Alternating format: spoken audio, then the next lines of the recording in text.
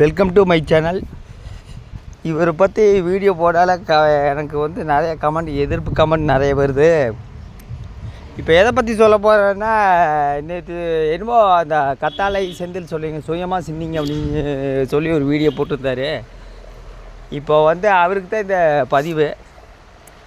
அவரோட சேனலில் அந்த இளவரசனோட வீடியோ போட்டு அவருக்கு இது பொருந்தும். அவர் நேற்று கேட்ட கேள்விக்கு அவர் பொருந்தும். என்னென்னா, எங்கள் கடைக்கு யார் வந்திருக்காரு கண்டுபிடிங்க பாப்போன்னு ஒரு டைட்டில் போட்டிருக்கிறது. கடைக்கு யாரும் இல்லைங்க, அமெரிக்க ஜனாதிபதி தான் வந்திருக்காரு. யாருன்னா, நம்ம உழைக்காமல் வருமானம் ஈட்டும் 2 தம்பதிகள் வந்து கடைக்கு வந்திருக்காரு. அந்த டைட்டில் போட்டால் பொறுத்துமாருங்க.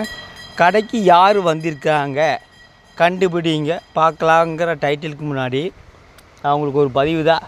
கடைக்கு வந்து கீரை வாங்குறதுக்கு வந்துருக்குறாங்க. ஒன்றும் தப்பில்லை. எல்லா வீட்லேயும் கீரை பருப்பு எல்லாம் வாங்குறதா.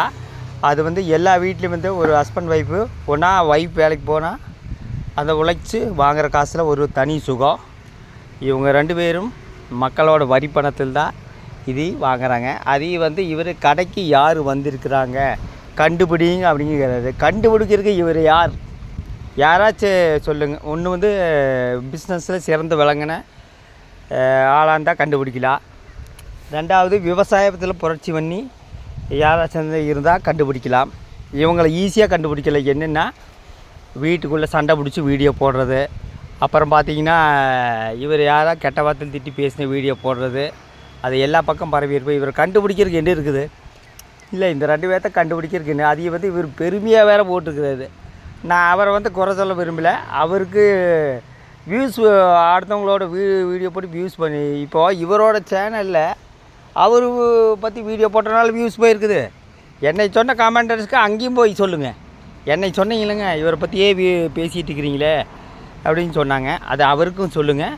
கடைக்கு யார் வந்திருக்காங்கன்னு சொல்லிட்டு டைட்டில் வேறு போட்டுக்கிறாரு. கடைக்கு யாரும் இல்லைங்க, உழைக்காமல் மக்களோட வியூஸ் பணத்தில் வாழும் தம்பதிகள் தான் கடைக்கு வந்திருக்காரு. வேறு யாரும் இல்லை. இது வந்து பெருமையாவில் சொல்ல முடியாது.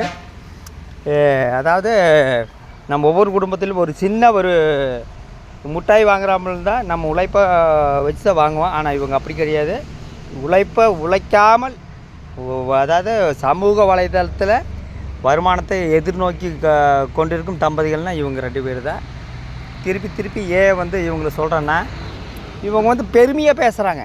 அதாவது யூடியூப்பில் வந்து வீடியோ போட்டு வியூஸ் வர்றது ரொம்ப பெருமையாக பேசுகிறாங்க. அதை வச்சு வருமானம் ஈட்டுறது பெருமையாக பேசுகிறாங்க. இதில் பெருமைப்பட வேண்டிய விஷயம் ஒன்றுமே இல்லைங்க. அவங்க நம்ம பார்க்கலைன்னா அவங்களுக்கு வந்து வருமானம் கிடையாது.